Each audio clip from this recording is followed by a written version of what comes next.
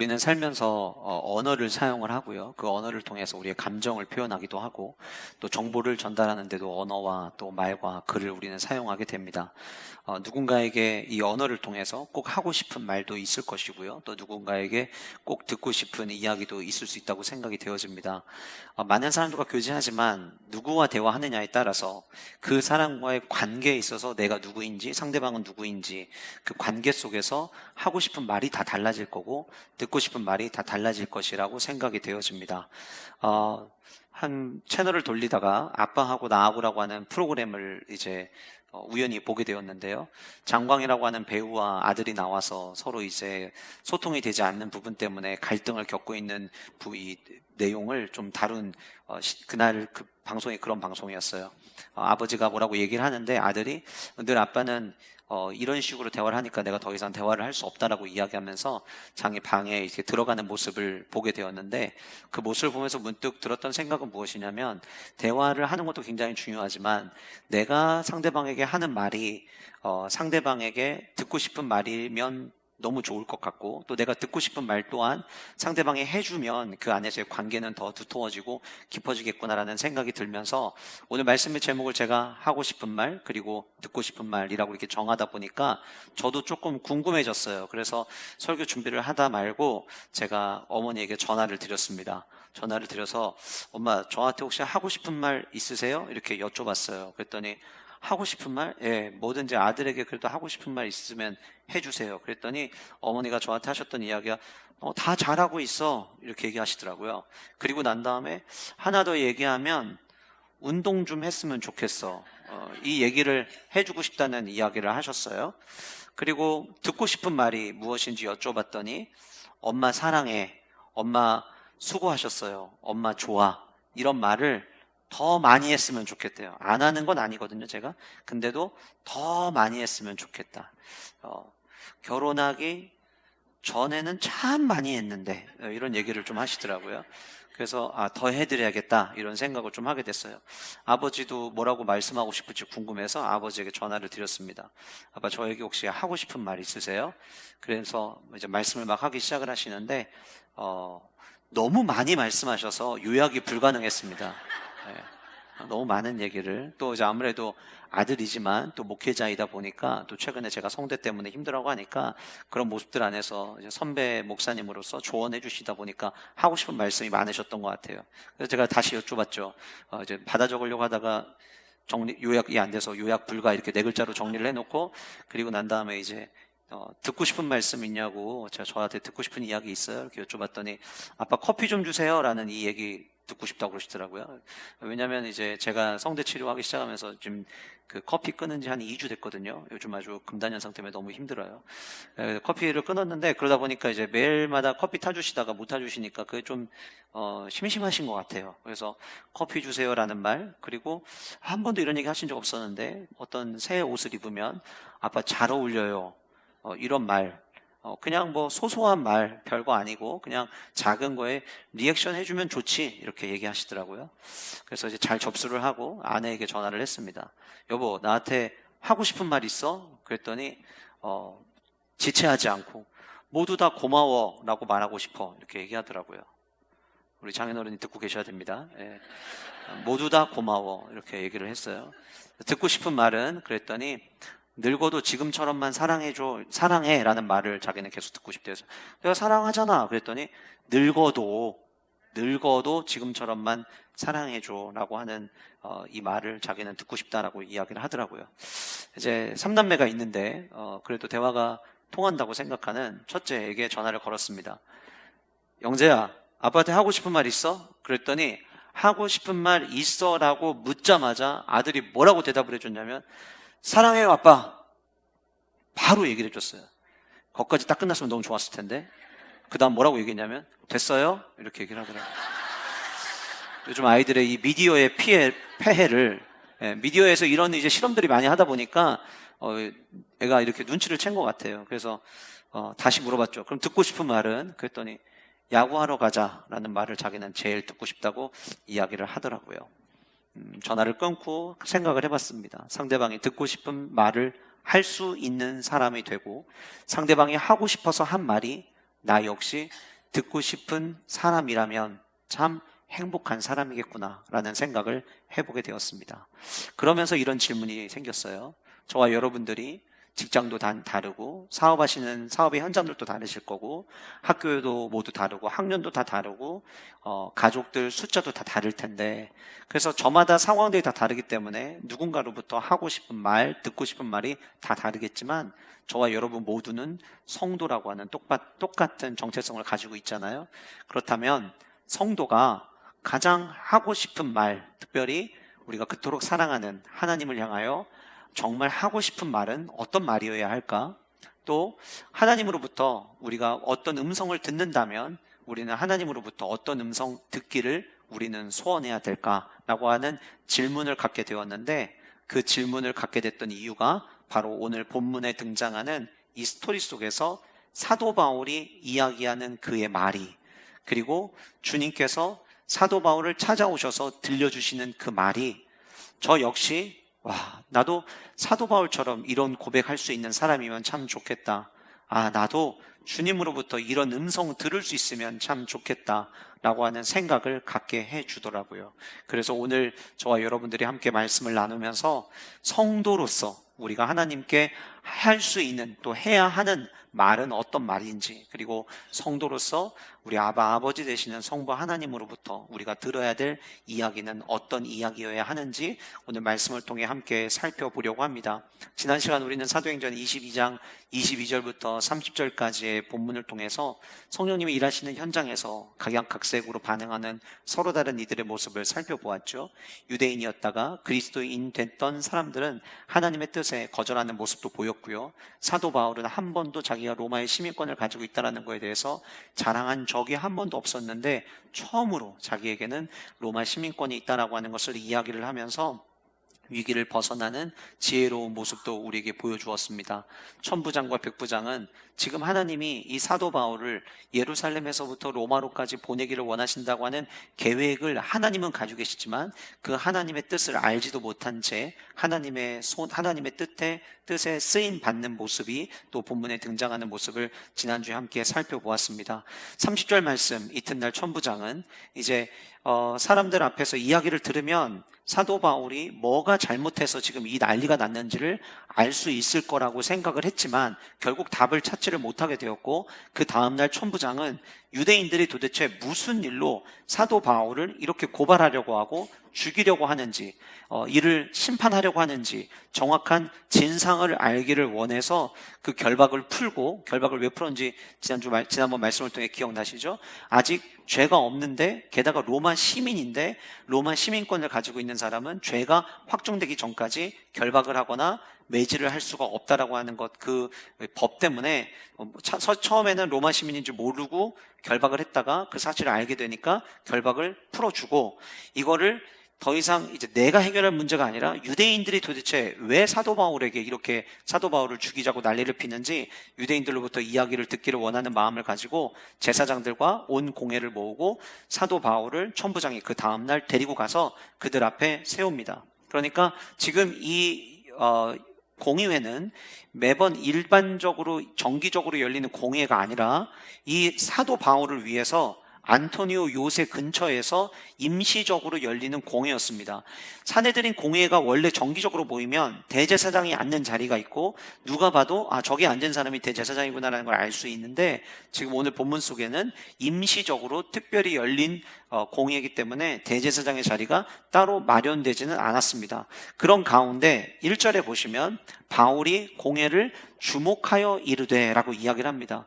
여러분 머릿속에 상상하셔야 될 게 있어요. 지금 사도 바울은 저처럼 이렇게 정상적으로 매끄럽게 단정을 하고 옷을 잘 입고 지금 선 게 아닙니다. 옷은 막 다 찢어져 있을 것이고요. 그리고 어딘가에는 사람들로부터 맞아서 피가 흘리고 있는 부분도 있을 것이고요. 머리는 전부 다 헝클어져 있었을 것이고, 얼굴은 너무 두들겨 맞아서 얼굴의 모형 형체도 제대로 알아보지 못할 만큼 누가 봐도 정상적이지 않은, 누가 봐도 지금 당장 쓰러져도 이상하지 않을 만큼 수많은 핍박을 받은 상태의 모습입니다. 근데 그가 제사장들과 장로들이 모여있는 공의회에 자기 자신을 세웠을 때 1절은 뭐라고 이야기하냐면 주목하여라고 돼 있어요. 근데 이 주목하여라고 하는 헬라어 아테니조라고 하는 단어는 그냥 바라보다가 아니라 눈에 힘을 주고 상대방을 뚫어지라고 쳐다보는, 우리가 흔히 야 눈에서 전기가 나온다 막 이렇게 이야기하고 눈에서 빛이 나오네, 야 무섭다, 야 너 그렇게 쳐다보지 마라, 이렇게 이야기하는 그 매서운 눈으로 지금 그 자리에 모여있는 공의의 사람들 한 사람 한 사람을 주목하기 시작을 합니다. 그리고 나서 했던 이야기가 뭐냐면 오늘까지 나는 범사의 양심을 따라 하나님을 섬겼노라 라고 이야기를 해요. 그 이야기를 듣자마자 대제사장 아나니아가 바울 곁에 서 있는 사람에게 야 사도 바울이 더 이상 떠들지 못하도록 그의 입을 치라고 명령합니다. 이유가 왜 그러냐면 조금 전에 사도 바울이 뭐라고 고백했냐면 오늘까지 나는 범사의 양심을 따라 하나님을 섬겼노라라고 됐는데, 그의 말이 사실이면 하나님을 양심을 따라 섬기고 있는 그들을 대항하고 있는 대제사장인 자기를 포함하여서 나머지 모두가 문제 있는 사람이 되어버리는 거예요.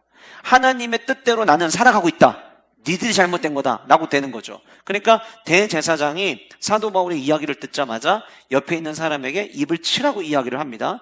그 말이 들리자마자 바울이 대제사장을 향하여 뭐라고 이야기하냐면 회칠한 담이여 하나님이 너를 치시리로다. 네가 나를 쳐? 야 웃기지 마, 하나님이 너를 치게 될 거야 라고 이야기한 거예요. 그러면서 회칠한 담이라고 표현하고 있는데 예수님께서도 마태복음 23장 27절에 종교 지도자들에 대해서 회칠한 무덤이라고 하는 표현을 사용하셨어요.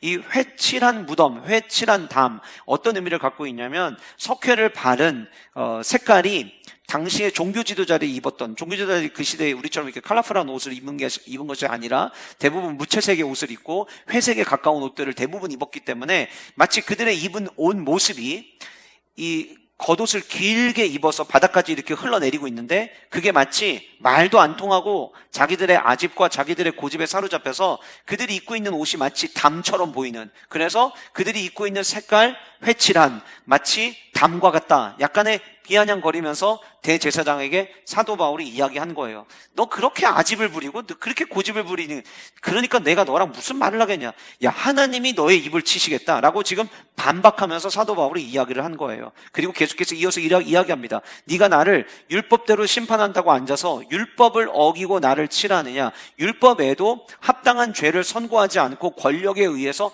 폭력을 행사하면 그것은 잘못되다라고 율법에 기록이 되어 있었기 때문에 네가 지금 내 죄명도 아직 밝히지 못한 상황에서 나를 치라고 해? 그럼 너도 율법을 어기는 거야. 야, 네가 대제사장이라면서 대제사장이 너도 율법을 안 지키는데 네가 무슨 자격으로 나를 때릴 거야? 라고 하는 이야기로 지금 언급을 한 겁니다. 그러자 그 곁에, 대제사장 곁에 서 있는 사람들이 어떻게 감히 너까짓게 하나님의 대제사장을 욕할 수 있느냐고 옆에서 부추기 시작을 했어요. 자, 앞에서 사도 바울은 이 아나니아가 대제사장인지 몰랐어요. 모르고 주변에 있는 사람들이 네가 어떻게 대제사장에 욕을 하냐고 이야기를 했더니 5절에서 바울이 형제들에게 나는 그가 대제사장인 줄 알지 못했다. 무슨 얘기냐면 빠르게 사과를 하는 거예요. 어떤 학자들은 대제사장을 조롱하고 비아냥거리면서 대제사장에게 회칠한 무덤이라고 이야기한 거고 하나님이 너를 치실 것이다 라고 이야기했을 것이다 라고 보는 학자들의 견해가 있는데, 저는 그 견해보다 반대로 대제사장인 거를 몰랐기 때문에 이렇게 말했을 것이다라고 하는 주장하는 신학자들의 의견이 저는 더 맞다고 생각합니다. 이유는 왜 그러냐면 5절 말씀에 그가 대제사장인 줄 알지 못하노라. 아까 제가 이야기했죠. 여기는 지금 사내들인 공회에 정식적으로 모이는 공회가 아니라 임시적으로 옮겨서 공회를 열었기 때문에 대제사장이 앉는 자리가 일단 없어요. 그러니까 누가 대제사장인지 모릅니다. 그리고 게다가 예루살렘에서 사도 바울이 계속 있었던 게 아니라 지금 계속해서 아시아 지역을 중심으로 복음을 전하고 이방인들에게 복음을 전하고 오랜만에 예루살렘에 올라왔기 때문에 종종 바뀌는 대제사장이 누가 어떻게 바뀌었는지를 몰라요. 세 번째로 우리가 잘 아는 대로 사도 바울에게는 안구 질환이 있었습니다. 뭔가 사물을 보면 보이긴 보이는지 뿌옇게 보여서 누가 누군지를 몰라요. 그러니까 대제사장석에 앉았으면 누가 봐도 대제사장이 앉아있겠구나라고 생각했겠지만 그렇지 않았기 때문에 사도 바울은 대제사장인지 몰랐을 가능성이 훨씬 높은 거예요. 왜 그러냐? 5절 뒷부분에 이렇게 이야기합니다. 너희 백성의 관리를 비방하지 말라 하였느니라. 미안합니다. 대제사장인 줄 몰랐습니다. 그리고 꺼낸 이야기가 뭐냐면 출애굽기 22장 28절에서 대제사장을 저주하지 말라고 명령하고 있는 그 말씀을 근거로 성경의 율법에 하지 말라고 했는데 내가 나도 모르게 대제사장인 것을 몰라서 내가 하나님이 너를 치실 거라고 이야기했습니다 라고 지금 미안함을 표현하고 있는 거예요. 그래서 뒷부분에 이 출애굽기의 말씀을 언급하고 있는 것을 보아 단순히 대제사장 같지도 않은 게 대제사장 자리에 앉아있네, 웃기고 있네, 그래서 조롱하듯 비아냥거렸다라고 이야기하는 거는 약간의 억지가 있다고 저는 생각이 되어져요. 자, 이 1절에서부터 3절에서 5절까지 지금 함께 내용을 살펴봤는데, 제가 이 본문을 읽으면서 첫 번째로 하나님께 나도 이렇게 말하고 싶다라고 보였던 부분이 바로 1절에 있었어요. 뭐라고 이야기합니까? 여러분 볼펜 있으신 분들은 제가 언급하는 부분 한번 체크해 보세요. 오늘까지의 동그라미를 한번 쳐보세요. 1절 오늘까지. 그 다음 나는도 한번 동그라미 쳐볼까요? 그 다음에 범사에도 한번 동그라미 쳐봅시다. 양심을 따라도 한번 묶어서 동그라미 쳐보죠. 그 다음에 하나님을 섬겨노라도 한번 동그라미를 쳐봅시다. 오늘까지 나는 범사에 양심을 따라 하나님을 섬겨노라. 삽지에 너무 길게 쓰지 않게 하려고 하고 싶은 말, 첫 번째 하고 싶은 말이 뭐냐?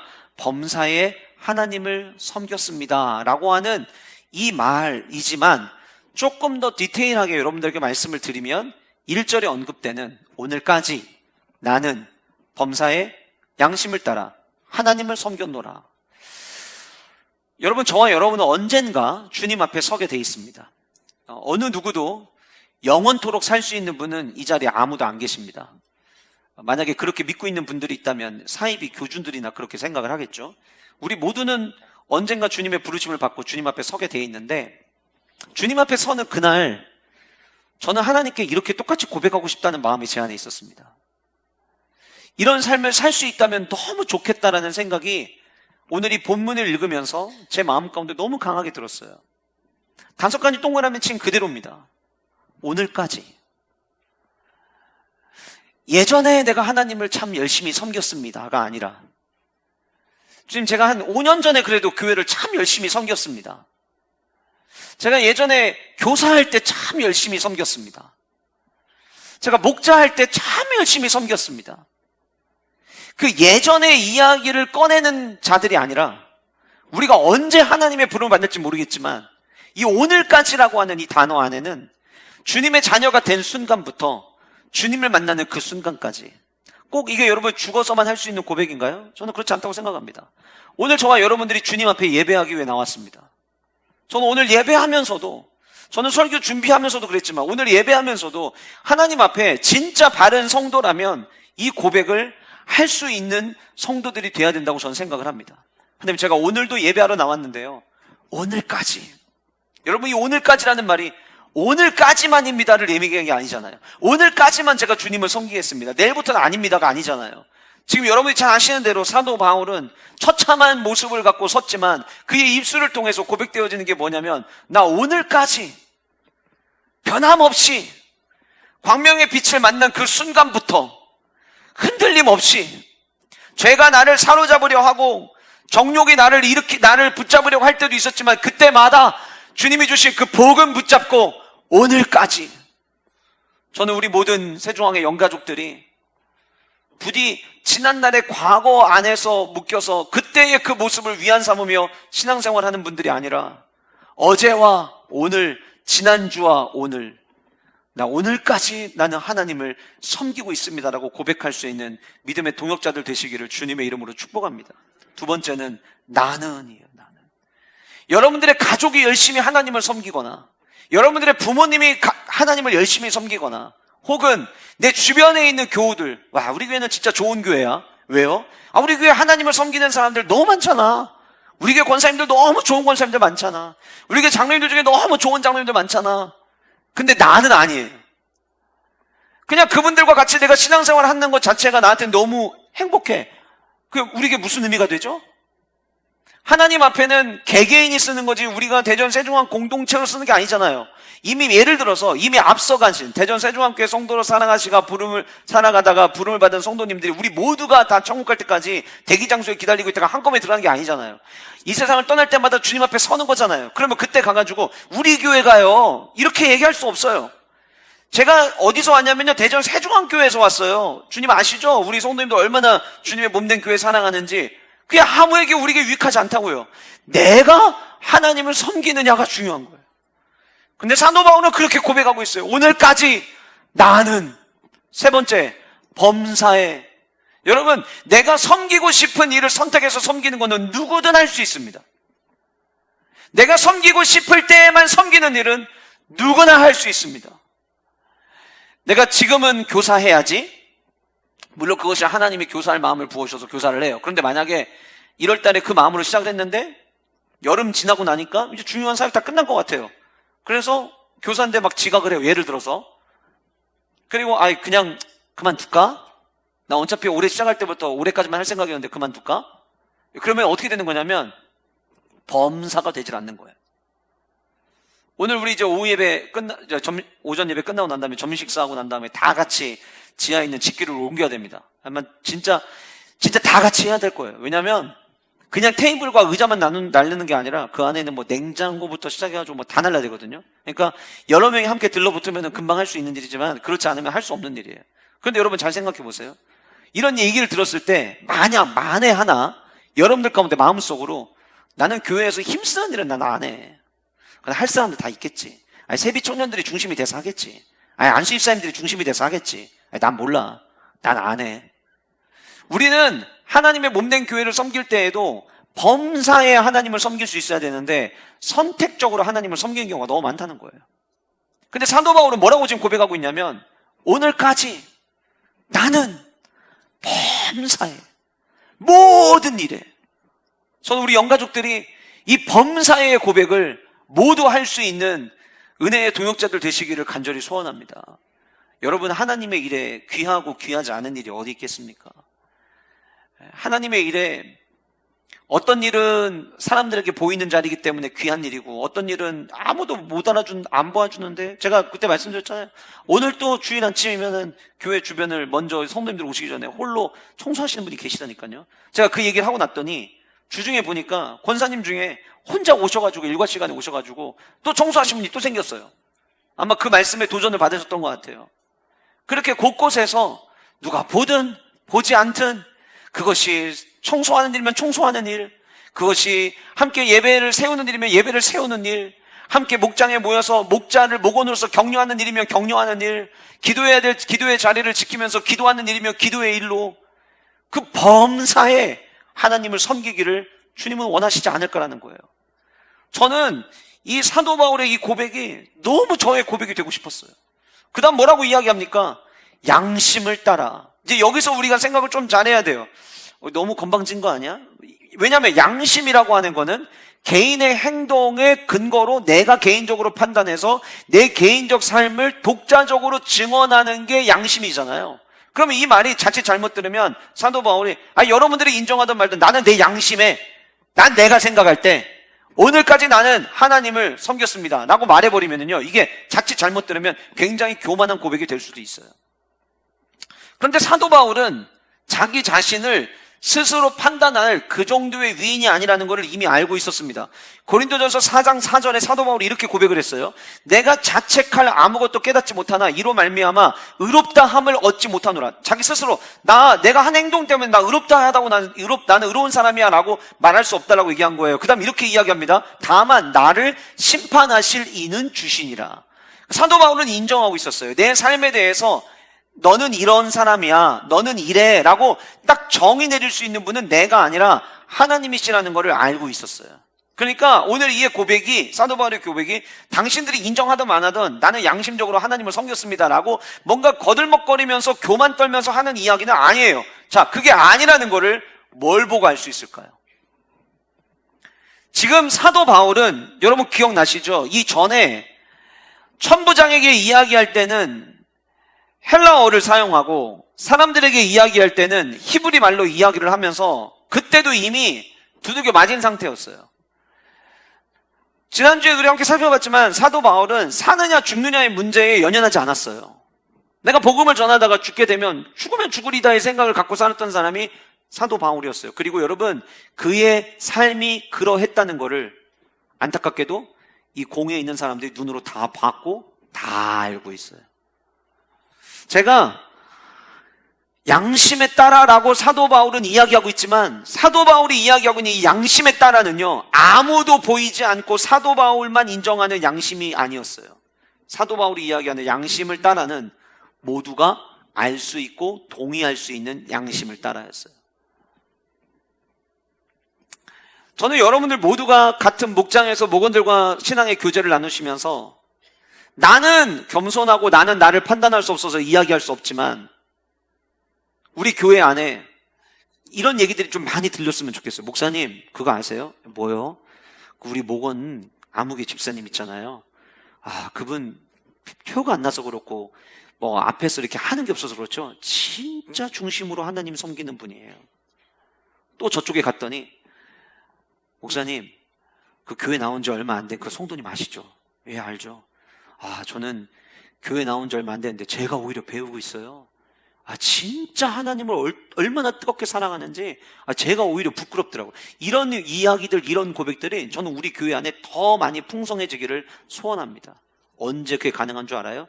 그는 양심에 따라라고 그 말을 할 수도 있겠지만 주변에 있는 사람들이 인정해 주는 거예요. 사도 바울은 자기는 이 지금 신문 받는 이 자리에서 아무도 자기를 대언해 줄 사람이 없기에 결국은 스스로가 자기의 양심에 근거해서 양심을 따라라고 이야기하고 있지만, 그의 양심은 보이지 않는 양심이 아니었어요. 이미 다 보이고 검증된 양심이었어요. 교회 곳곳에 여러분들의 흔적이 남겨지는 은혜가 있으시기를 주님의 이름으로 축복합니다. 오늘 부름받은 김현명 권사님은 교제할 때마다, 제가 권사님 어떠세요 얘기할 때마다, 그리고 힘드시면서 마지막에는 이제 교회 나와서 기도하거나 예배드리지를 못하셨지만, 그 힘든 몸을 이끌고 새벽에 나오신 분들 다들 아실 거예요.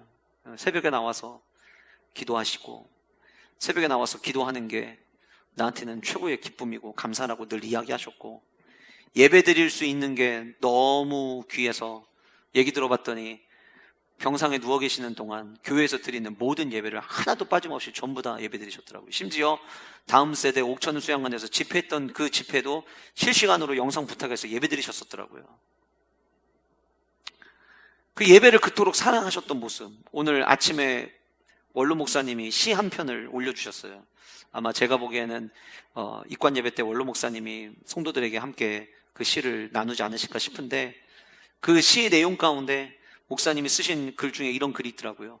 그토록 예배를 사모하더니 하나님 앞에 주일 예배 드리는 이 아침 천국에서 예배하기 위해 갔다라고 하는 표현이었어요. 그 삶이 주변에 있는 사람들도 눈으로 보여지는 거죠. 그것이 진짜 양심을 따라라는 거예요. 마지막 다섯 번째로, 하나님을 섬겼노라. 여기 섬겼노라라고 하는 이 단어는 헬라어가 어떤 의미를 갖고 있냐면, 그 도시의 시민으로 살아가다라는 의미를 갖고 있는 헬라어입니다. 기억나시죠? 지난 시간에 로마 시민이라고 얘기를 했는데, 그 로마 시민이라고 이야기한 그가 지금 이야기하는 거예요. 나는 오늘까지 하나님을 섬겼노라. 하나님 나라 백성으로 나는 지금까지 살아왔다. 이 똑같은 섬겼노라라는 단어를 사도 바울이 다른 서신서에서 똑같이 사용을 했는데, 어떻게 사용했냐면 그리스도의 복음에 합당하게 생활하라라고 하는 단어로 사용을 했어요. 그러니까 섬긴다는 건 뭐냐면 하나님 나라 백성답게 합당하게 살아가다라는 거예요. 진짜 성도라면 하나님께 이런 말 하고 싶어야 되지 않을까요? 오늘까지 나는 범사에 양심을 따라 하나님을 섬겼습니다. 하나님 나라 백성으로 복음에 합당한 삶을 살았습니다. 이렇게 고백할 수 있는 은혜가 저와 여러분들 모두에게 있기를 간절히 소원합니다. 여러분, 우리가 2022년도에 여호수아 1장에서부터 마지막 장까지 함께 나누면서 마지막 예배 시간에 여호수아 24장에 있는 말씀을 우리가 함께 나눌 때 여러분들 어렴풋이 기억나시겠지만 여호수아 24장은 세겜에서 여호수아가 이스라엘 백성들을 모아놓고 백성들에게 말씀을 전하죠. 근데 그 말씀이 여호수아의 말씀이 아니라 하나님께서 여호수아에게 들려주신 말씀을 대언을 합니다. 근데 그 대언할 때 아브라함과 이삭과 야곱과 요셉을 어떻게 인도하셨는지 하나님께서 여호수아의 입을 빌려서 이스라엘 백성들에게 말하게 하시고 5절에서부터 7절까지는 출애굽하면서 있었던 일, 특별히 홍해를 건넌 사건을 중점적으로 이야기를 하시고 그 다음에 요단강 동쪽에서 아모리 족속을 이긴 이야기, 그리고 발락이 발람을 불러다가 이스라엘을 저주하려고 할 때 도리어 그들을 축복하게 하셨던 사건에 대해서 언급하고 11절에서부터 13절까지는 가나안 족속들과 싸워서 이긴 이야기를 쭉 합니다. 자, 보세요. 그게 중요한 얘기인데, 오늘 우리가 세겜에 서 있는 오늘의 우리의 모습과 오늘의 상황을 가지고 지금 이야기한 게 아니라, 하나님은 지금까지 이스라엘 백성들을 어떻게 인도하셨는지 믿음의 조상 아브람 때부터 시작해서 모든 걸 다 이야기하진 않으셨지만 중요한 사건들을 쭉 언급을 하셨어요. 그 언급이 끝나고 난 다음에 이제 여호수아가 지금까지는 하나님이 나에게 너희들에게 전하라고 한 말씀이야 라고 대언을 했다면, 그 대언이 다 끝나고 난 이후에 15절에서 24장 15절에서 여호수아가 이렇게 고백합니다. 같이 우리 한 목소리로 읽어보도록 하겠습니다. 시작. 만일 여호와를 섬기는 것이 너희에게 좋지 않게 보이거든 너희 조상들이 강 저쪽에서 섬기던 신들이든지 또는 너희가 거주하는 땅에 있는 아모리 족속의 신들이든지 너희가 섬길 자를 오늘 택하라. 오늘 나와 내 집은 여호와를 섬기겠다. 여러분, 만약에 오늘의 상황을 가지고 하나님을 섬기시겠습니까? 라고 묻는다면 여러분들 가운데 오늘은 아닌데요? 라고 할 수 있는 분들이 전 계실 수 있다고 생각합니다. 우리 완전하지 않기 때문에. 지금 너무 힘든 상황을 통과하고 계신 분들, 경제적 어려움이시든지 아니면은 직장의 문제든지 사업의 문제든지 여러 가지 문제들이 각자 다 다르시지 않겠어요? 근데 그 오늘의 상황, 오늘의 내 감정을 가지고 하나님을 섬기시겠습니까? 라고 물으면 내가 지금 오늘 상황이 이런데 하나님을 섬기겠습니까? 이렇게 말할 수도 있을 것 같아요. 근데 여호수아는요, 나와 내 집은 오직 여호와만을 섬기겠노라는 그 고백을 언제 했냐면, 오늘 내 상황의 감정을 기준으로 얘기한 게 아니라 이 전까지 인도하신 하나님의 은혜를 근거로 하나님을 섬기겠노라 라고 고백했다는 거예요. 여러분, 그러면 다시 여러분들에게 질문했을 때, 여러분들 하나님을 섬기시겠습니까? 라고 질문했을 때 우리 가운데 난 그래도 안 섬길 겁니다 라고 말할 수 있는 분은 저는 한 분도 없다고 생각합니다. 왜냐하면 오늘 여기까지 오는 동안 주님이 베풀어 주시는 은혜가 있잖아요.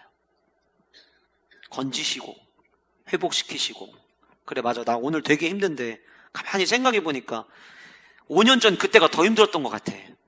근데 그때도 더 이상은 살아갈 힘이 없다라고 이야기했는데 그때도 일으켜 주셨던 주님이지.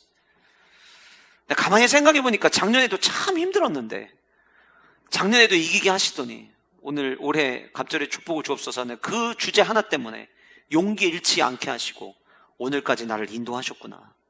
예, 주님을 섬기겠습니다.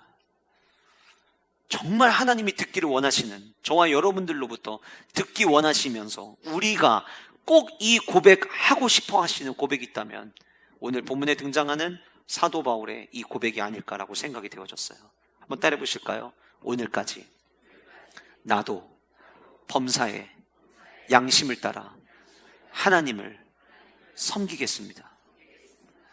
앞으로 계속해서 우리의 삶 속에서 모든 마음을 다해서, 뜻을 다해서, 정성을 다해서 범사에 남이 아니라 내가 계속해서 주님을 섬기는 은혜의 공동체 우리 모두가 될 수 있기를 주님의 이름으로 축복합니다. 두 번째로 하고 싶은 말은 무엇이었느냐? 여러분 6절 말씀해 보시면 바울이 그중 일부는 사두개인이요 다른 일부는 바리새인인 줄 알고 공회에 외쳐 이르되 여러분 형제들아 나는 바리새인이요 또 바리새인의 아들이라 죽은 자의 소망 곧 부활로 말미암아 내가 신문을 받노라라고 이야기를 합니다. 어떻게 된 거냐면 산헤드린 공회가 모여 있잖아요. 모여 있는데 그들 안에 정치적 색깔이 달라요. 사두개인들도 있고 바리새인들도 있어요. 정치적 목적과 사도 바울을 죽이는 일에는 마음을 하나로 모으는데 그들 안에 정치적 색깔이 아니라 종교적 색깔이 서로 다른 거예요. 어떻게 다르느냐? 사두개인들은 모세의 율법이 담겨져 있는 모세 오경만을 그들은 성경으로 인정을 했어요. 사두개인들은. 근데 모세 오경 안에는 부활 이야기가 없고요, 천사 이야기가 없고 영적인 존재에 대한 이야기가 없어요. 그래서 사두개인들은 모세 오경만 믿었기 때문에 부활? 그런 거 없어. 천사? 말도 안 돼. 영? 에이, 그런 게 어딨어. 우리는 육체만 존재할 뿐이지. 그래서 모세 오경을 중심으로만 믿었어요. 근데 바리새인들은 모세 오경을 제외한 나머지 모든 선지자들을 통해서 주셨던 구약의 말씀을 다 아멘으로 받았어요. 우리가 잘 아는 것처럼 이사야 6장만 하더라도 스랍이 등장을 하잖아요. 그러니까 천사도 인정을 합니다. 에스겔 36장, 47장에 보면 영에 대한 이야기가 나오잖아요. 다 언급할 수 없으니까 대표적인 걸 얘기하면 그 영도 인정을 합니다. 그리고 부활에 대해서도 주님은 우리를 위하여 성경의 구약에 예언된 메시아에 대해서 이야기할 때 그가 우리를 위해 죽으시고 살아나실 거에 대한 이야기가 되어 있기 때문에 부활에 대해서도 믿어왔어요. 그러니까 지금 그 서로 다른 생각을 하고 있는 그 무리들이 같은 공간 안에 모여 있는데 사도 바울이 자기 자신이 바리새인이고 바리새인의 아들이라고 이야기를 하고 난 다음에 그 다음에 왜 내가 지금 신문 받는지 그 신문 받는 이유를 얘기를 했어요. 죽은 자의 소망 곧 부활로 말미암아 내가 지금 신문을 받고 있다. 여러분들 내가 왜 신문 받고 있는 줄 알아요? 내가 부활 얘기했다가 지금 신문 받는 거예요. 근데 그 부활이 무슨 부활이냐? 죽은 자의 소망 곧 부활 이렇게 얘기하고 있다는 거예요. 그러니까 이 부활의 얘기를 듣자마자 모세 오경을 중심으로 부활을 믿지 않았던 사두개인들과 나머지 모든 성경을 아멘으로 받아들였던 바리새인들 간에 의견 다툼이 일어나기 시작을 한 거예요. 그래서 어떤 일이 일어났느냐? 그 뒤에 보시면 7절 그 말을 한즉 이 말이 딱 끝나자마자 바리새인과 사두개인 사이에 다툼이 생겨서 무리가 나뉘어지기 시작을 했어요. 놀라운 거죠. 지금 이들 모두가 사도 바울이 문제가 있어를 지금 결정 내리기 위해서 모인 사람들인데 갑자기 화살이 엉뚱한 데로 지금 날아가기 시작을 하는 거예요. 사두개인은 바리새인을 향해서, 바리새인은 사두개인을 향해서 서로 이제 공격을 하기 시작을 하는 거예요. 이는 사두개인은 부활도 없고 천사도 없고 영도 없다 하고 바리새인은 다 있다 함이라 크게 떠들세 바리새인 편에서 몇 서기관 일어나 다투어 이르되 우리가 이 사람을 보니 악한 것이 없도다. 자, 바리새인 편에서 얘기를 듣다 보니까 사도 바울이 부활 얘기한 것 때문에 지금 이렇게 된 거야? 그러면 사도 바울은 잘못이 없지, 죄가 없지. 이 이야기를 몇몇 사람들이 이야기를 한 거예요.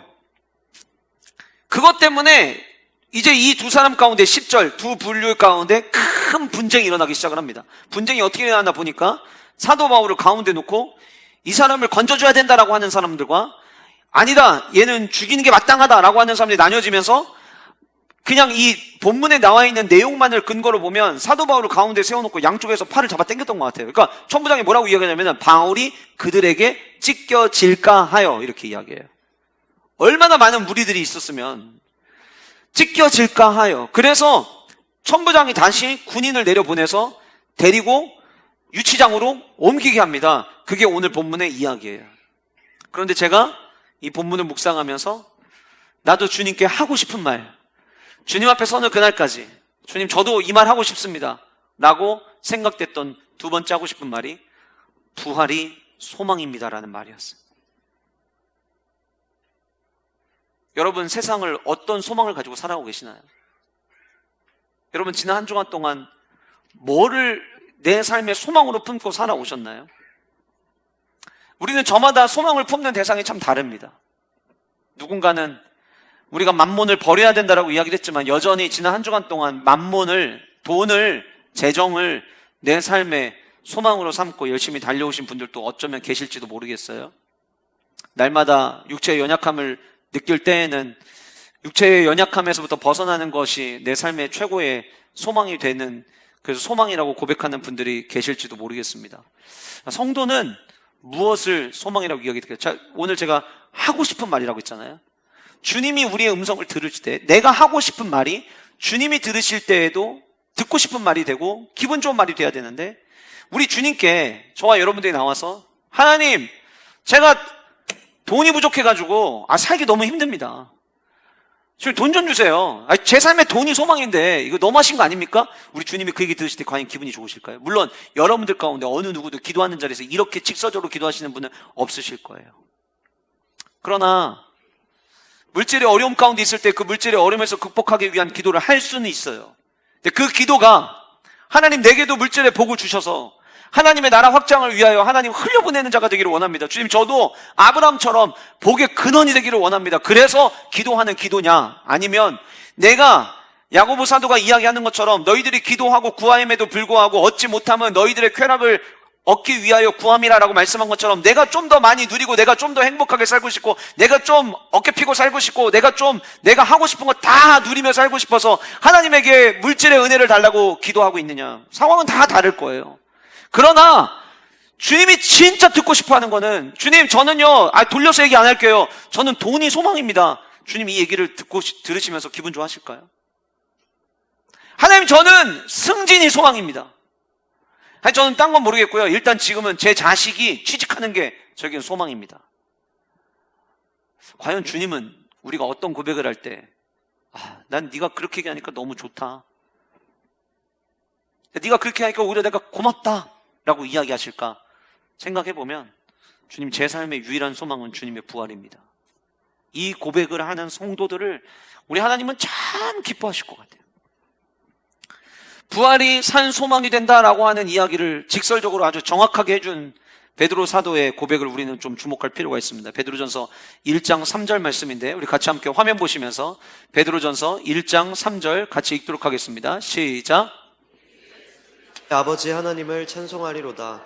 그의 많으신 긍휼대로 예수 그리스도를 죽은 자 가운데서 부활하게 하심으로 말미암아 우리를 거듭나게 하사 산 소망이 있게 하시며. 자 보세요 여러분, 제가 표시를 해놨습니다.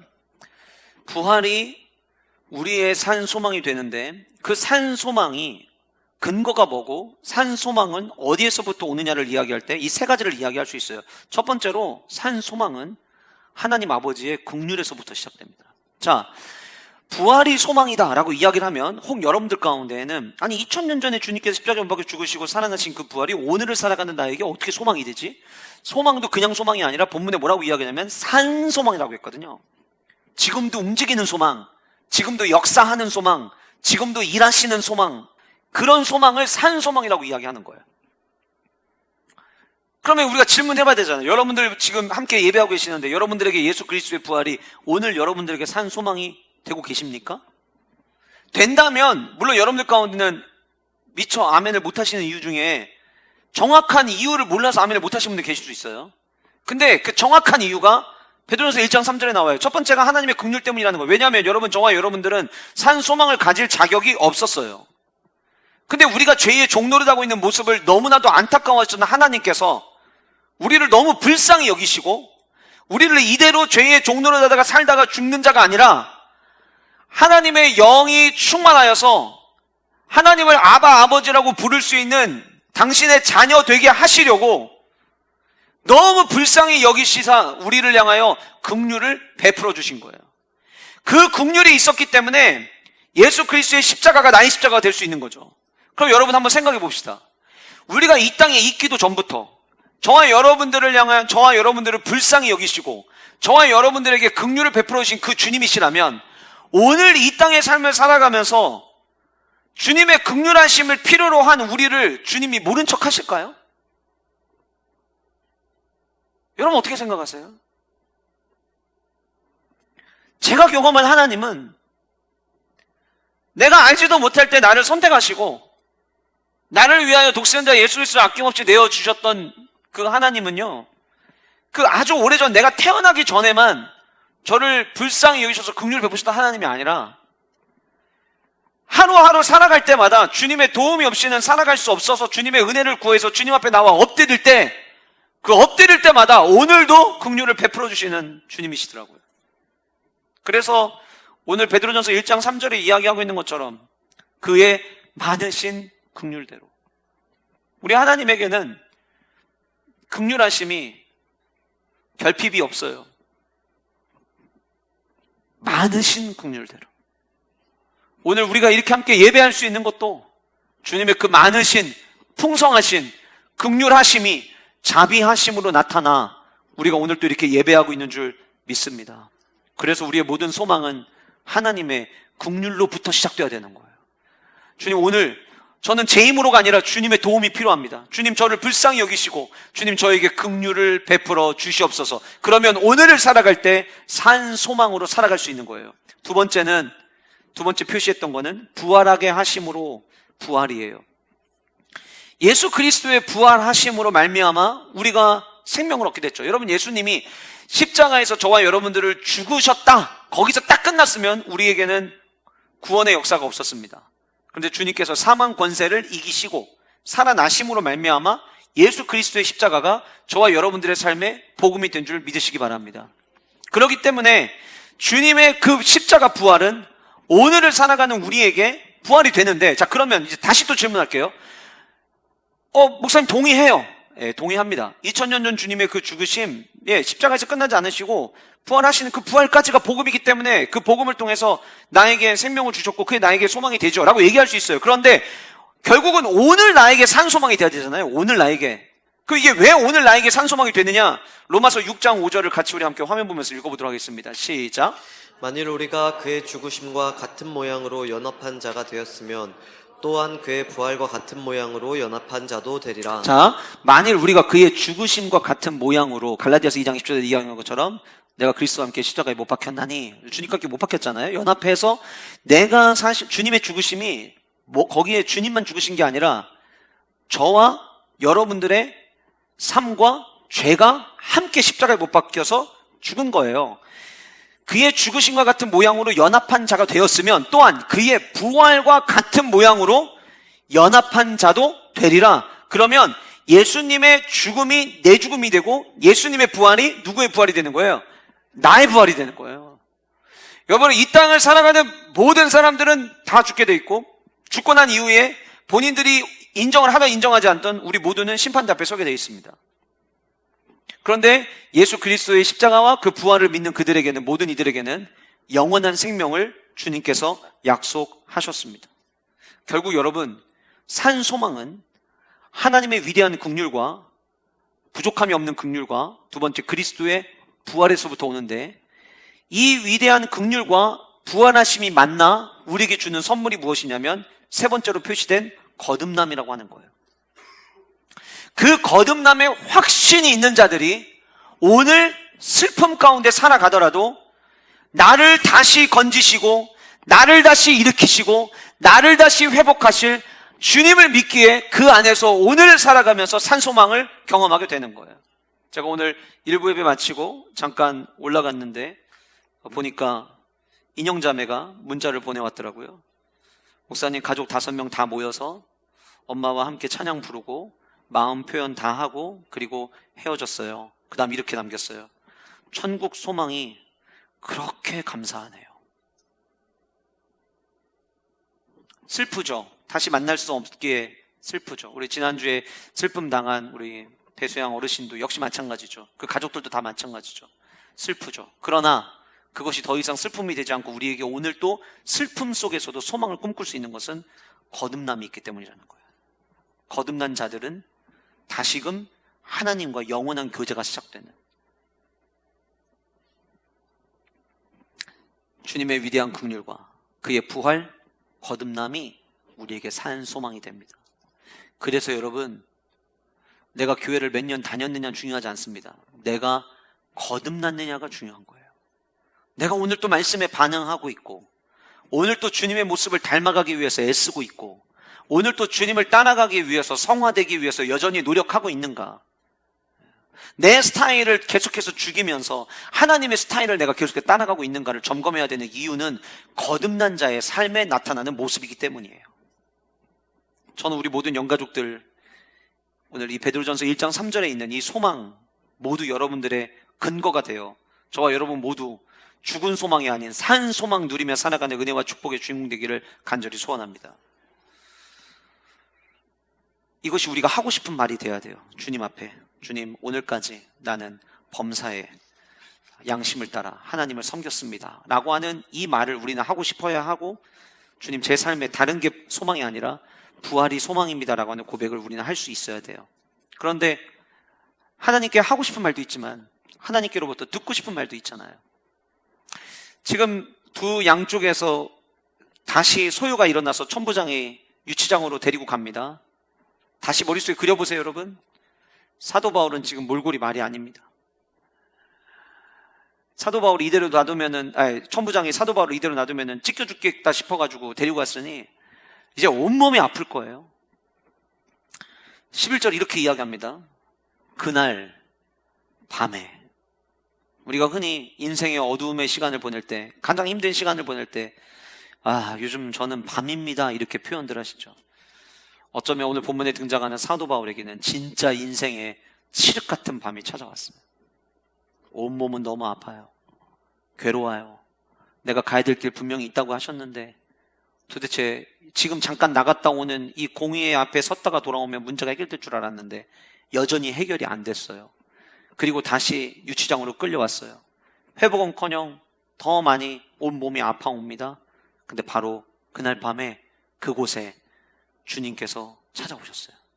이거는 눈으로 보고 한 게 아니라 아마 다들 모두가 사도 바울이 마치 베드로가 고넬료의 환상을 본 것처럼 환상을 봤을 것이라고 보는데 저도 그 의견이 맞다고 생각을 합니다.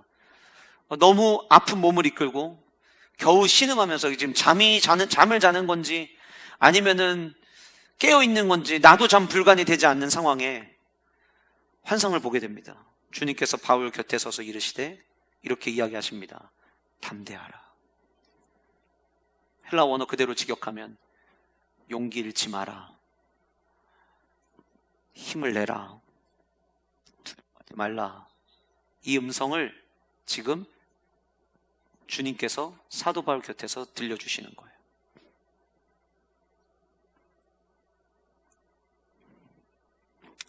원로 목사님이 저한테 하고 싶은 얘기 있으세요라고 이야기했을 때 저한테 그런 얘기 하시더라고요. 너무 초조하게 생각하지 마. 왜 원로 목사님이 저한테 초조하지 말라고 이야기를 하셨을까? 제가 그 말씀 들으면서 에? 제가 초조하다고요? 전 초조하지 않는데. 근데 왜 그렇게 생각했을까? 가만히 생각을 해보니까 제가 자주 여러분들에게 말씀드리지만 제 안에 두려움이 있다면 한 가지 두려움은 있어요. 왜냐하면 제가 완전하지 않다는 걸 저 역시 알기 때문에 그 완전하지 않은 제가 주님의 너무 귀하고 피로 세우신 우리 교회를 이끌고 나가는 여전히 초보잖아요. 제가 담임사역 시작한 지가 이 초보가 교회를 잘 이끌고 나가야 되는데 물론 제가 이끌고 나가는 건 아니죠. 주님이 이끌고 나가시는데 주님의 뜻을 제가 놓칠까 봐 주님의 뜻을 내가 놓치면 어떡하지? 라고 하는 거에 대한 그 긴장감이 늘 제 안에 있어요. 근데 모르겠어요. 저는 이 긴장감은 목회 끝날 때까지 저는 가지고 있는 게 저에게 유익하다고 생각을 합니다. 그래야 제 생각대로 나대지 않을 것 같아요. 그러다 보니까 제가 늘 저희 아내에게 그런 얘기 하거든요. 여보, 우리 교회는 말이야 나만 잘하면 돼. 제가 맨날 하는 얘기예요. 나만 잘하면 돼. 우리 장로님들도 다 훌륭하시고 우리 안수집사님들 권사님들 다 뛰어나시고 나만 잘하면 돼. 나만. 한편의 설교를 준비하기 위해서 나만 잘 준비하면 돼. 왜냐하면 너무 밭들이 좋으시거든요. 우리 성도님들. 아마 제가 설교 준비 하나도 못하고 올라와가지고 횡설수설해도 여러분들 은혜 받고 돌아가실 것 같아요. 너무 밭들이 좋으세요. 그러니까 나만 잘하면 된다고 생각하는 거예요. 그런데 사도 바울이 그 캄캄한 유치장에서 주님의 음성 들었을 때 저도 모르게 이 본문을 읽는데 주님 저도요. 주님 저도 이렇게 말씀해 주세요. 담대하라. 어디 저뿐이겠습니까? 내가 하루하루 걸어가는 게 걷고는 있지만 마치 외줄타기 하는 것 같아서 이러다 잘못되면 어떡하지? 새로운 일을 시작하는데 일단 밀어붙이기는 하는데 이러다 잘못되면 어떡하지? 그런 두려운 마음들 여러분들 안에는 없으신가요? 열심히 공부하는데 내 뜻대로 성적이 안 나와가지고 엄마 아빠가 바라고 나도 가고 싶은 그 학교 못 가면 어떡하지? 그래서 때로는 공부하다가도 두려움이 나를 엄습해오고 떨리는 모습이 있지는 않을까요? 우리 자녀들 중에는? 저마다 상황에 따라 다 생각하는 염려와 걱정이 다를 뿐 우리는 두려움을 안고 사는 존재들인 것 같아요. 오죽하면 성경에 두려워하지 말라는 말을 그렇게 자주 하셨을까요? 그래서 저는 이 음성이 너무 듣고 싶었어요. 주님, 저 이 긴장감 놓치지 않고 제가 계속해서 걷겠습니다. 그 대신 하루에 한 번씩 주님으로부터 이 음성 듣게 하여 주옵소서. 아무도 저한테 뭐라고 하지 않으세요. 우리 장로님들 늘 제가 사역할 때마다 노하시지 않고 어떻게든 꿈꾸고 있는 사역을 할 수 있도록 곁에서 도와주시고 아까도 말씀드렸지만 여러분들만큼 말씀을 이렇게 집중해서 듣는 성도들이 어디 또 있겠습니까? 가끔 리액션이 없을 뿐이지. 순복음교회 가니까 그거 하나는 좋더라고요. 막 아멘들을 얼마나 크게 하시는지. 앞에 한 300~400명은 말씀 하나 떨어질 때마다 두 손 들고 아멘 하시고, 그렇다고 갑자기 여러분들이 하시면 이상해요. 그렇게 하지 마세요. 여러분은 안 그러세요? 여러분들 지금 진짜 필요한 주님으로부터 듣고 싶은 말이 이 담대하라는 말씀 아닌가요? 저는 우리 모두 하루에 한 번씩 주님으로부터 이 음성 듣기를 원합니다. 그래서 여러분 큐티 하셔야 되고, 그래서 공경하셔야 돼요. 그래서 기도 생활 하셔야 돼요. 기도하지 않고 큐티하지 않고 말씀 가운데 내가 나가지 않는데 어디서 이 음성을 듣습니까? 주님 앞에 나가면 한 번도 주님은 저한테 넌 마 일 있다고 할 거야? 라고 얘기하신 적 한 번도 없었어요. 제가 잘해서 그러실까요? 아니에요. 주님, 저 잘하고 있는 거 맞습니까? 그래서 주님 앞에 가도 우리 주님은 늘 격려해 주세요. 안아주세요. 품어주세요. 야, 잘하고 있어. 네가 하는 거 아니잖아. 내가 곁에 있잖아. 담대해. 네 뒤에 나 있다. 늘 이렇게 들려주시는 주님이세요. 그 음성 저만 듣는 게 아니라 여러분들 모두 들으실 수 있기를 주님의 이름으로 축복합니다. 마지막 듣고 싶은 말은 내가 너를 사용하리라 라는 말입니다. 오늘 본문에는 어디에도 내가 너를 사용하리라 라는 말씀이 없죠. 그런데 왜 저는 이 얘기를 했을까요? 저 처음에 11절 말씀을 읽는데 와, 우리 하나님 진짜 눈치 없다. 와, 진짜 우리 하나님 분위기 파악 너무 못하신다. 해도 너무 하신다. 이 생각이 처음에 들었어요. 왜냐하면 보세요, 여러분. 제가 말씀드렸죠. 온몸이 두들겨 맞아갖고 지금 아파 죽겠어요. 머리는 다 엉클어져 있고 얼굴도 사도 바울 맞아? 이렇게 보일 만큼 지금 몰골이 말이 아니에요. 그래서 주님께서 내 곁에 서서, 사도 바울 곁에서 담대하라. 여기서 딱 끝났으면 너무 분위기 좋았을 것 같아요. 근데 그 다음 뭐라고 말씀하셨냐면 네가 예루살렘에서 나의 일을 증언한 것 같이 로마에서도 증언하여야 하라. 이게 무슨 얘기인지 아세요, 여러분? 너 지금 예루살렘에서 당하고 있는 그 일 그대로 로마에서 또 해야 된다. 너무 분위기 파악 못 하시지 않으세요? 그냥 오늘 밤은 그냥 담대하라 여기서 딱 끝내시고 내일 아침에 좀 정신 들고 그래도 하나님이 새 힘 주시네. 그때 이렇게 얘기해 주시면 얼마나 좋을까? 담대하라는 이야기 말한 게 너무 무색하게 그 말씀 하시자마자 너 예루살렘에서 하고 있는 거 그대로 로마 가서 또 해야 된다. 이거는 너 아직 안 끝났어. 너 한 번 더 죽어야 돼. 이거랑 똑같은 거예요. 그래서 처음에는 이 말씀을 묵상을 하는데 주님 이거는 뭐 너무 급하신 건 알지만 그래도 분위기 좀 보고 분위기 파악도 하시고 좀 우리 상황도 좀 이해 좀 해주시고 그 다음날 얘기하셔도 되지 않나요? 이런 생각을 하는데 갑자기 첫 번째 사도 바울이 하고 싶었던 말 범사에 하나님을 섬겼노라 그 말씀이 갑자기 머릿속에 확 스치고 지나가면서 이 말씀이 사도 바울에게 얼마나 듣고 싶었던 말이었을까가 생각이 됐어요. 왜냐하면 보세요, 여러분. 지금 자기 꼴이 말이 아니에요. 이런 거예요. 내가 내 꼴을 봐도 지금 이 모습을 가지고 하나님이 어디에 쓰기에는 더 이상 기획 가능성이 없어 보이는 거예요.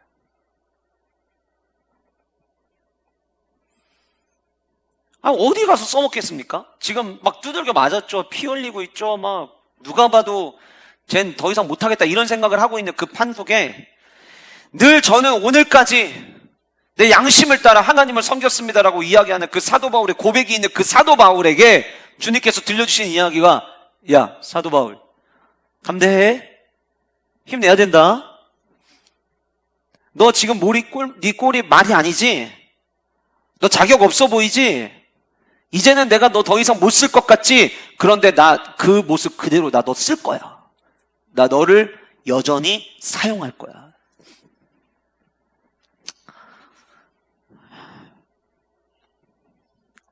그 유치장에서 이 주님의 음성을 들었을 때 사도 바울이 어땠을까요, 여러분? 지난주 목요일에 수원순복음교회 집회를 하고 성대를 이렇게 조용조용하게 했어야 되는데 이게 또 리액션들이 너무 크니까 그분들의 리액션 때문에 제 소리가 묻힐까봐 저도 모르게 또 막 소리를 피치를 막 올렸어요. 그 끝인 줄 알았는데 이제 집회 끝나고 난 다음에 다음 세대 아이들을 안수를 해주셔야 된대요.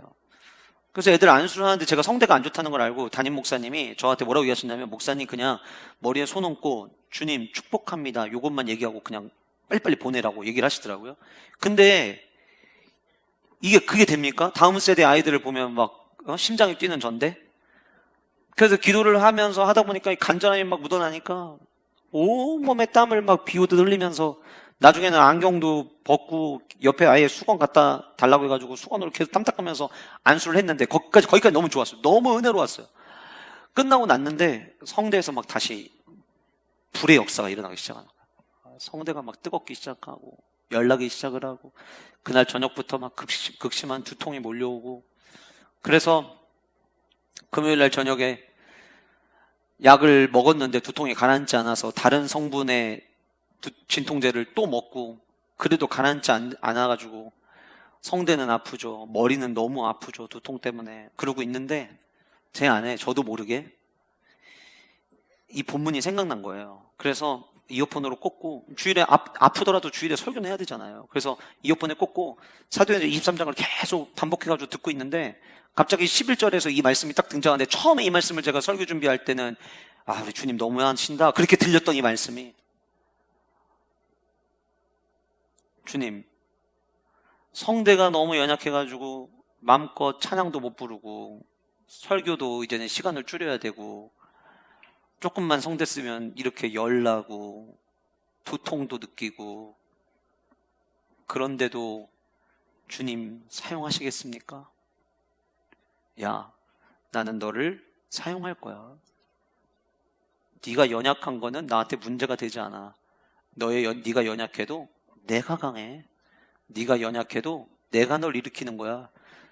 네가 너 스스로 볼 때 이런 몸을 가지고 어떻게 하나님의 나라를 섬기냐고 때로는 자책하지만, 난 그래도 너를 사용할 거야. 저는 성도가 하나님께 듣고 싶어야 될 가장 중요한 말은, 야, 난 더 이상 너 못 쓰겠다 이게 아니라, 네가 지금 무너진 것 같지만 그래도 나 너 사용할 거야. 나 너를 통해 이룰 계획이 아직 남아있어. 주님, 말씀대로 못 사는데요? 맨날 넘어지는데요? 그래, 그러니까 내가 필요한 거지. 네가 아파야 의인인 내가 필요한 거지. 네가 아파야 의사인 내가 필요한 거지. 네가 앞을 못 가니까 너가 앞을 갈 수 있도록 인도하는 내가 필요한 거고, 네가 헤매는 양이니까 너에게 목자가 필요한 거지. 너는 네 모습을 바라보면서 나 같은 걸 하나님이 어떻게 쓰시겠냐고 이야기할지 모르지만, 사랑하는 아들아, 사랑하는 딸아, 내가 너를 사용하리라. 완벽해서 주님이 쓰시는 게 아니라는 거죠. 부족하면 부족한 대로 쓰시는 그 하나님의 은혜가 저와 여러분들 모두에게 있기를 주님의 이름으로 축복합니다. 디모데후서 4장 17절에 사도 바울이 마지막 죽음을 앞에 두고 자기 아들같이 여겼던 아들 디모데와 같은 자에게 이렇게 이야기합니다. 같이 읽겠습니다. 시작. 주께서 내 곁에 서서 나에게 힘을 주심은 나로 말미암아 선포된 말씀이 온전히 전파되어 모든 이방인이 듣게 하려 하심이니 내가 사자의 입에서 건짐을 받았느니라. 앞에서 주님이 곁에 서셨잖아요. 11절에, 디모데후서 4장 17절에 주께서 내 곁에 서서 담대하라. 이 담대하라는 말은 하나님이 주신 힘으로 여겨졌어요. 그런데 왜냐? 나로 말미암아 선포된 말씀이 온전히 전파되어 모든 이방인, 지금 예루살렘에 있지만 아직 듣지 못한 모든 로마에 있는 사람들, 모든 이방인들에게까지 듣게 하려 하심이니 내가 사자의 입에서 건짐을 받았느니라. 잘 보세요, 여러분. 여러분들을 향한 하나님의 계획, 여러분들을 사용하시려고 하는 하나님의 계획이 있는 한 여러분들이 있는 곳이 사자의 입이어도 하나님은 건지십니다. 내 몸이 유리몸 같아도 여러분들을 통해서 쓰시고자 하시는 하나님의 역사가 남아있는 한 하나님은 여러분들을 그 자리에서 일으키십니다. 이 은혜를 갈망하면서 다른 음성 주님께 듣기를 원하는 성도가 아니라, 주님, 저에게도 이렇게 말씀해 주세요. 저는 솔직히 제가 저를 볼 때 너무 못나고 부족해서 나 같은 건 하나님한테 아무 도움이 안 된다고 늘 생각했는데, 하나님, 저 이렇게 말할 자신 없지만 저도 용기 내서 오늘 얘기하고 싶습니다. 주님, 저에게도 이렇게 말씀해 주세요. 내가 너를 사용하리라. 주님이 사용하시면 그러면 우리의 상황은 아무 문제가 되지 않습니다. 그 상황을 주님께서는 건지셔서 우리를 쓰실 겁니다. 그 은혜와 축복이 우리 모두 영가족들에게 있으시기를 주님의 이름으로 축복합니다.